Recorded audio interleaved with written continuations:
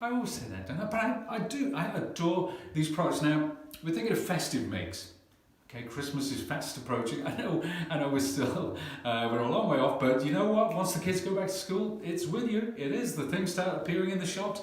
And we've got two great products. It's not just about Christmas, but they come in so handy for all your festive makes, whether that be card making, scrapbooking, journaling, home decor, upcycling, you name it.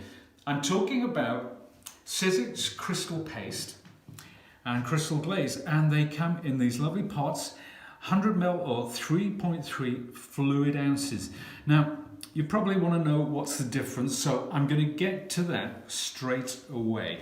Let's take this out of my way. I've used this lovely die today. This is called Cutout Snowflake. This is one of our Sizzix Chapter 3 dies, and I've used it as a stencil, quite frankly, not the die itself, but some card which I've cut. So you can see I've cut two stencils from this, and I'm going to place that onto black card, because this is where it really does show up. So let's press that into place, and I'll start off with the crystal paste. Now, the crystal paste, you can also use it as a grit paste because it does have this lovely gritty texture. So if you were going for a mixed media make, now I'm just going to reach over actually because I've got one over here. You see this little matchbox, this is Tim Holtz matchbox. You see all that texture there? That was done by using this lovely paste underneath, and I painted over the top. So it's the gift that keeps on giving. In that sense, you can use it as a grit paste. But what I'm going to do is I'm going to take my palette knife and I'm just going to run that through, and you can see that lovely gritty texture. Now, one of the key differences between this and the glaze is this one is semi-opaque. So it does have that opacity. So if you want to use it for creating snow effects, it's absolutely ideal. I'll run that through. Let's take, actually, while we've got it, do you remember these lovely dies? This is the Tim Holtz Paper Village. Well, what you can do, once you put that together, how about putting a little bit of this around the edges, like so, to get that lovely frosted, snowy effect. And you can go all the way around there, just applying it. And the more random you make it, the better and more naturalistic it looks. So it's a very, very forgiving technique. Not just this, if you've got any florals like a poinsettia, or say you've got some holly leaves, just add a bit of this, suddenly it's Christmas all round.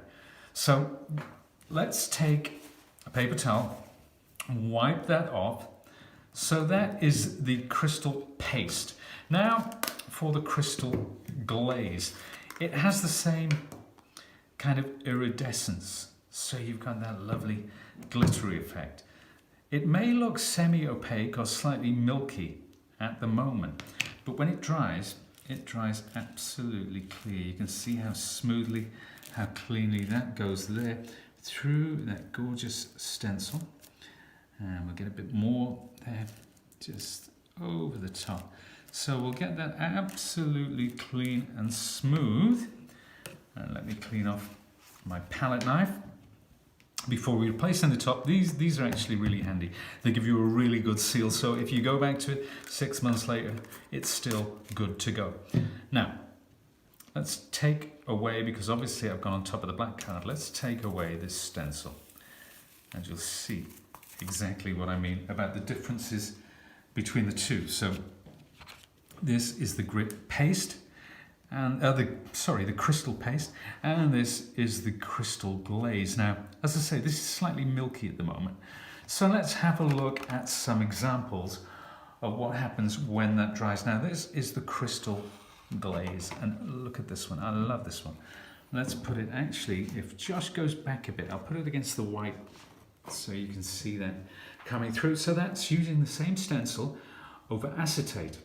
It's a wonderful, wonderful glaze. Now, if you like that, how about this one? This was bought from a store, obviously, and it is such a professional, clean finish. This looks like a shop-bought piece, not something that's handmade or homemade. It's absolutely wonderful. And that is using that crystal glaze. So if you're working on acetates, if you're working on glass, it's absolutely wonderful. Let's take a look at some examples with the crystal paste. Now this is the paste that's straight onto that wooden picture frame. And suddenly it lifts it up, all that lovely detail. So if you're into upcycling, home decor, for example, it's absolutely ideal. It really is. And that's just with a die cut stencil. Imagine what you can do with actual shop bought stencils as well.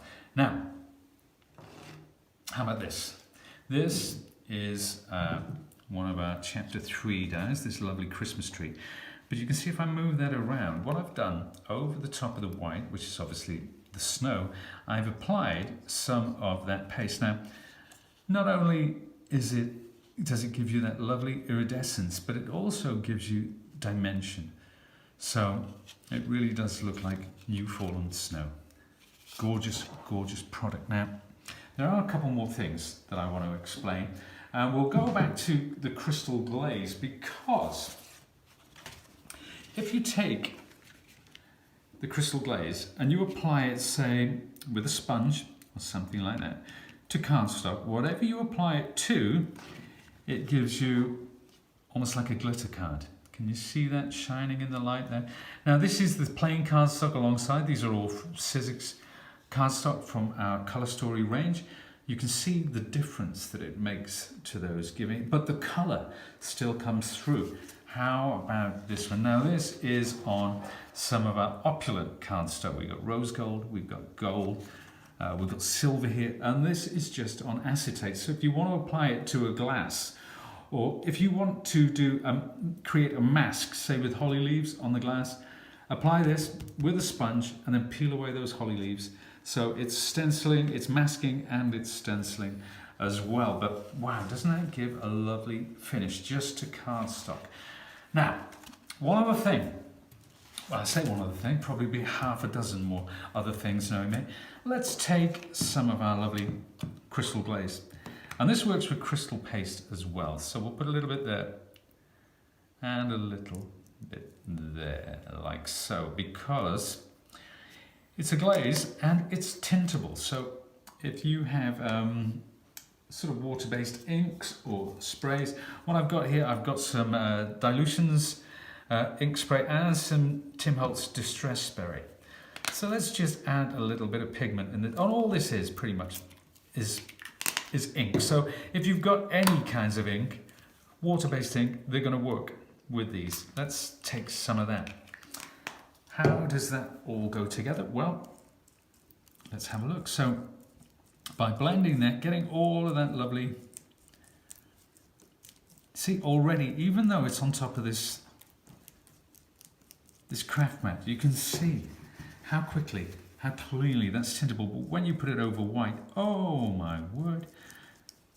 There we are. So we'll blend that in there, get it all into the paste. Lovely. Now, how about we take another stencil? Let's take something like this, for example. A couple of die-cut Christmas trees, and they were die-cut using one of our chapter 3 dies. And I'm going to reach down. I'm just going to apply a little bit of spray adhesive to make sure that that sits flat. And then what I'll do, I'll place that over there. Let's take some of the green. Pop it through. See what I mean? Look at that against the white. Isn't that stunning? Oh my word. Absolutely gorgeous. And we'll take a little bit of that blue and we'll come from the base. And you can blend these together, those two colours. You can mix them over the stencil. You can mix them on the palette, as it were. There we are. Just smooth that out, peel it away. Wow. How about that? Do you know, it makes me happy. It makes me happy, it really does. I love that effect. But you can also take these and apply them straight onto your cardstock like this. Now, you can blend them together. Great for making backgrounds, but also, believe it or not, even using Thinlits dies, once this is dry, you can die cut that. And just to prove it, Look at these bits here. This is something that I die cut a little bit earlier. Let's pop them down there against the white. Now what does that give us? We ask ourselves, well, how about that? So that is the card that I created just by die cutting into this cardstock using the Crystal Glaze. This I made using a stencil. We've just seen the stencils there. There's another 3. Really simple, clean, elegant, modern, contemporary makes.